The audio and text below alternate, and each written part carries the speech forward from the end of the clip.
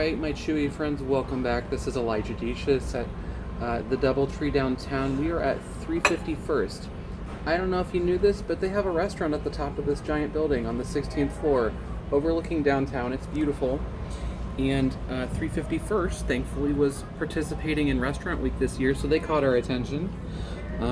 First up here, we have the green chili cornbread.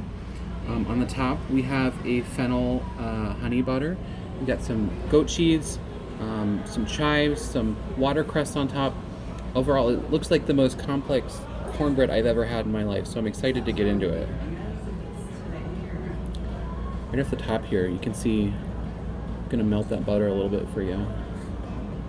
Get the full benefit of it.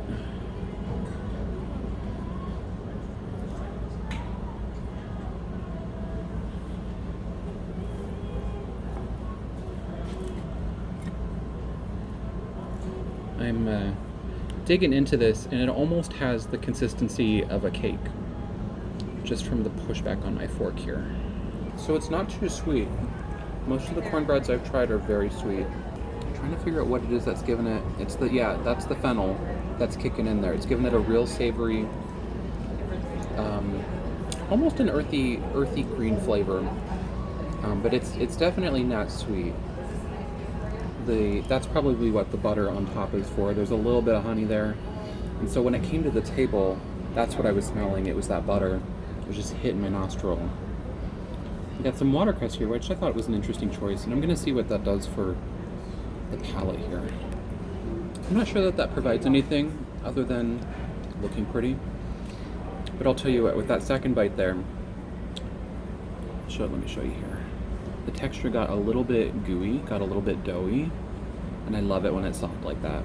And it reminded me of a pancake when you've soaked it with syrup and it gets real sticky and gooey after you've let it sit 5 or 10 minutes.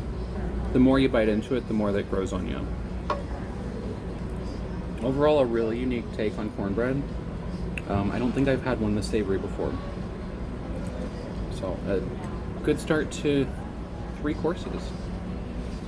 We got a 350 chicken and waffle.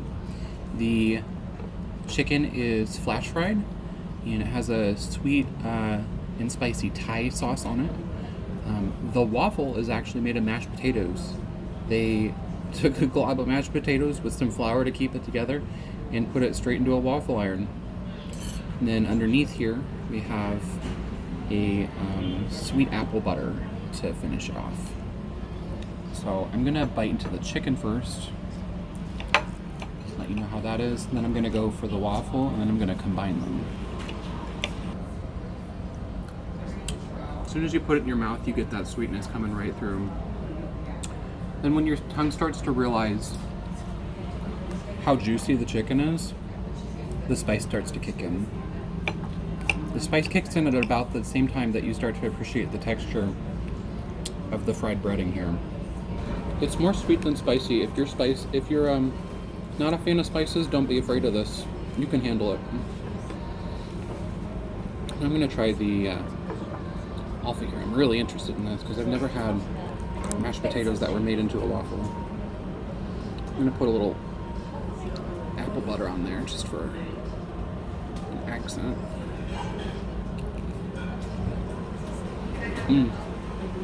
That's very good. So I gotta say, I was expecting a little bit more flavor inside of the waffle. It's not bad. I was just expecting to taste mashed potatoes when I bit into it. And it didn't quite get there. Let me try another bite and see if it comes through. I got a little bit more on the second bite.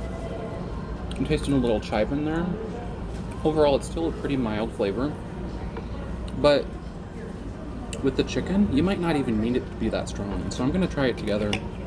Because maybe that's what the chef was thinking. He's thinking, I don't want to overwhelm you. Yep, that's why. When you combine them, it's a completely different profile. And we're looking at a maple butterscotch pudding. There's an apple chip on top here. There's some butterscotch chips, if you want to get in there and see that. Got some black pepper jam. And the chef told us that you have a little olive oil in there. And that's kind of unusual for pudding, so I'm interested to see how that goes. He said the fat and the texture there really helps balance it out with an earthy flavor. So see all that right there. Whoop. Probably that olive oil making it slide on. So at the top we have the butterscotch, obviously.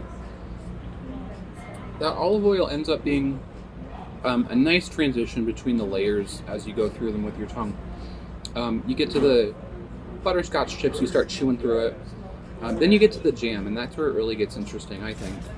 It adds a nice sweet hint, but it's not... I was expecting this to be a lot sweeter because it looks like a pretty sweet jam. It's not too sweet.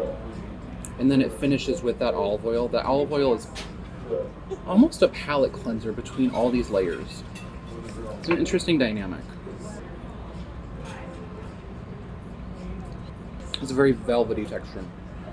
I'm gonna bite into this apple chip here. It looks pretty, but let's see if it tastes good too.